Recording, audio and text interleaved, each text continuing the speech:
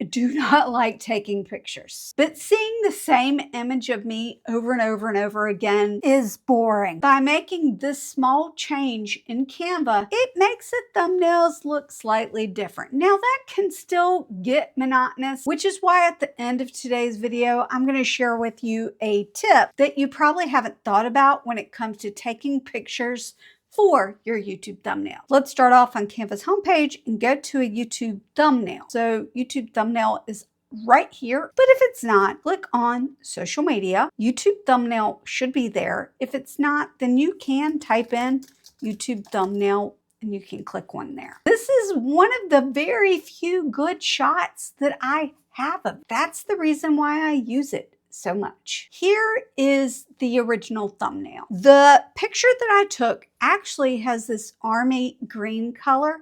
It's fine. I love it. I love wearing it on a day-to-day basis, but for a thumbnail, it's kind of like blah. I'm going to change that by clicking the person, going up here, clicking the color, and then changing that. Well, if I want it to be this color, that looks phenomenal. What if I wanted it to look like that? Well, what if I wanted it to be this, or this, or this? You're gonna notice that each time I change a color, it does change the skin a little bit. This photo isn't as bad as some of them, but that's why I'm very particular in what colors I'll use, because this color right here doesn't make my skin look as terrible as one of the other colors. If I change this one the same way, this is the shirt. No, it's not. It's different. So you see I've got at least three because that's a burgundy. This one's more like a wine color. Okay, if I change it to that same color, it changes my skin.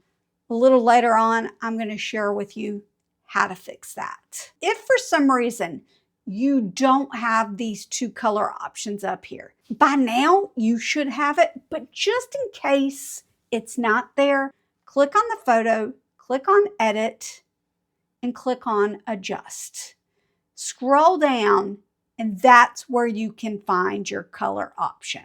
And then we can make adjustments there. The difference between the color edit sliders is that you cannot handpick a specific color, but you can change the saturation here, which I really like as well. I do want to touch back on what if your skin changes? What if you click this and you change the color and your skin changes? We're going to talk through that before I share with you the trick that you may not have thought about when it comes to taking pictures for your thumbnails. What you're going to do is grab the shirt by itself. Click edit.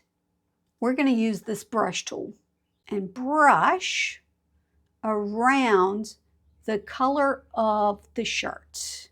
Notice I was pretty messy because I'm going to use auto detect. It did pretty good. We're going to click that.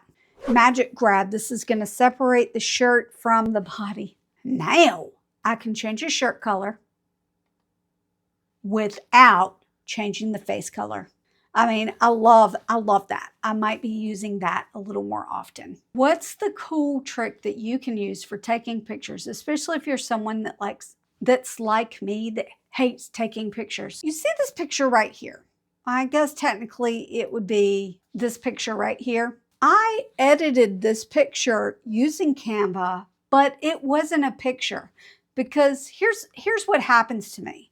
I will start overthinking the shot when I'm taking pictures. When I filmed this specific video, and I don't remember what video it was, I had gotten up out of my chair. I was sharing what you really need as opposed to, and one of the things that I was saying is you don't need a fancy chair. And so the thumbnail was, don't buy this. I did not want to use my standard pointy finger. I was scanning through the video and I saw this shot, the unedited version of this shot. And I'm like, that would make for a really good thumbnail. There's plenty of room over here for text. I could even flip this around and put text over here. But if I had tried to recreate this image, I would have failed. I took a screenshot.